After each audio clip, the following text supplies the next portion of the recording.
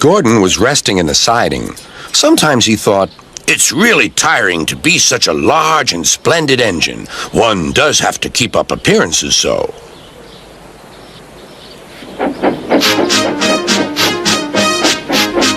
Beep, beep, beep, beep. "Hello, lazy bones," whistled Henry. "What cheek," spluttered Gordon. "That Henry is too big for his wheels. Fancy speaking to me like that. Me, who has never had an accident." "Aren't jammed whistles and burnt safety valves accidents?" asked Percy innocently. "No, indeed. High spirits. Might happen to any engine. But to come off the rails like Henry did, well, I ask you, is that right? Is it decent?" Then it was Henry's turn to take the express. Gordon watched him getting ready. "Be careful, Henry. You're not pulling the flying kipper now. Mind you keep on the rails today."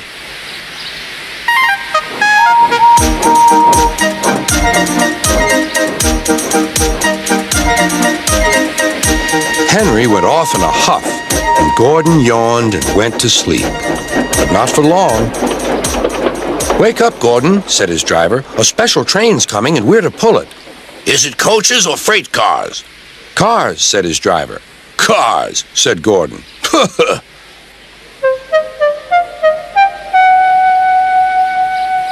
Gordon's fire was slow to start, so Edward had to push Gordon to the turntable to get him facing the right way. "I won't go! I won't go!" grumbled Gordon. "Don't be silly! Don't be silly!" puffed Edward. At last, Gordon was on the turntable. The movement had shaken his fire. It was now burning nicely and making steam. Gordon was cross and didn't care what he did. He waited till the table was halfway round. "I'll show them! I'll show them!" he hissed. He moved slowly forward to jam the table, but he couldn't stop himself and slithered into a ditch. "Whoosh!" he hissed. "Get me out! Get me out!" "Not a hope," said his driver and fireman. "You're stuck, you silly great engine. Don't you understand that?" They telephoned Sir Topham Hatt. "So Gordon didn't want to take the special train and ran into a ditch?" "What's that you say? The special's waiting?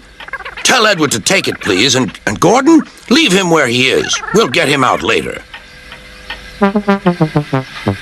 On the other side of the ditch, some little boys were chattering. "Oh, doesn't he look silly? They'll never get him out." They began to sing. "Silly old Gordon fell in a ditch, fell in a ditch, fell in a ditch. Silly old Gordon fell in a ditch, all on a Monday morning." Gordon lay in the ditch all day. "Oh dear," he thought, "I shall never get out." But that evening they lifted Gordon and made a road of sleepers under his wheels to keep him from the mud. Strong ropes were fastened to his back end, and James and Henry, pulling hard, managed to bring him to safety.